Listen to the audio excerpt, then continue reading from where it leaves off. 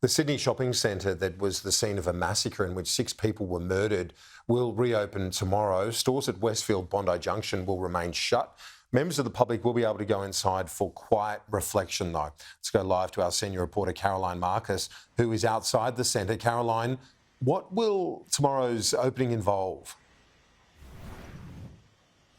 Well, it will be a very quiet day of reflection, Kieran, where members of the public will be able to come in and pay tribute to some of those people who lost their lives and were injured in the weekend's tragic events. The store has remained closed. The shopping centre has remained closed since those events on Saturday, but will feature now a place where people can pay tribute to those who lost their lives, much like the one you see behind me, which is currently on the street opposite the centre.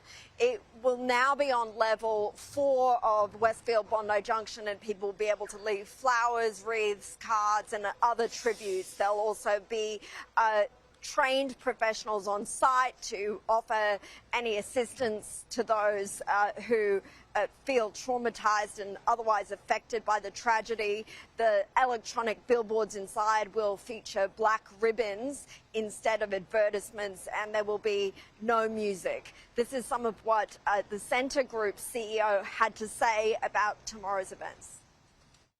It is a day of reflection. It is a day of remembrance and to pay our respects to what has happened here and the victims of what has happened here, the tragedy that happened here. Many people were here on the day who have also been through trauma, and there'll be counsellors on site, as I said, that will be able to provide the resources to anyone who needs counselling. Now, retailers will be allowed to open from Friday, but not all of them may choose to do so. That will be up to the stores themselves.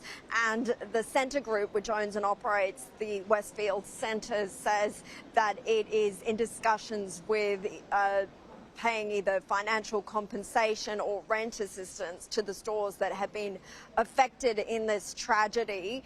Kelly Sloan is the local state MP and says she'll be there tomorrow for what will be a very difficult day. Tomorrow is going to be a really tough day, I imagine, a very emotional day for some people, but this gentle return to normal life, or what normal life is post such a deep tragedy, is what we need. And I imagine some people won't feel comfortable coming tomorrow, they won't feel comfortable coming next week. It might take a long time for some people, but those people need to know that there will be support for them. The Centre confirmed there'll also be an increased presence of security guards as well as police, and the security guards are going to have to be armed in a different way. Specifically, they're going to be wearing PPE, protective equipment, that could include stab-proof vests. There's also currently a review underway in terms of what weapons security guards will be able to carry that the government announced earlier this week. One of the security guards at the centre lost his life in this tragedy, so many staff here are personally affected by that death as well. Now, in terms of the other people who were injured or killed in this instance, there were 6 who were killed, plus the attacker, Joel Couchy, a 40-year-old man who, it's since been revealed, suffered from schizophrenia.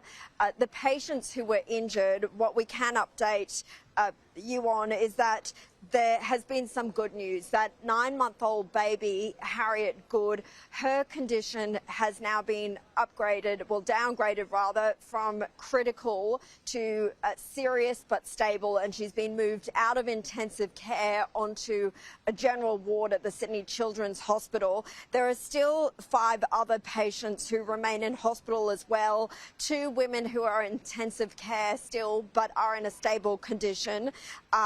Now, Harriet's mother, Ash, was tragically killed in the events on Saturday, and she was among those 6 who have been killed, and police later shot dead that attacker, Joel Couchy.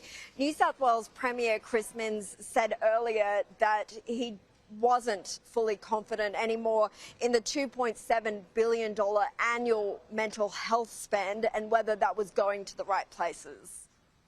It's not an easy part of the law and the policy is difficult. If it was easy, someone would have done it before today, but I fully admit that change may be needed and we're certainly open to that. Now, the Scentre does expect most stores to reopen later this week. Kieran?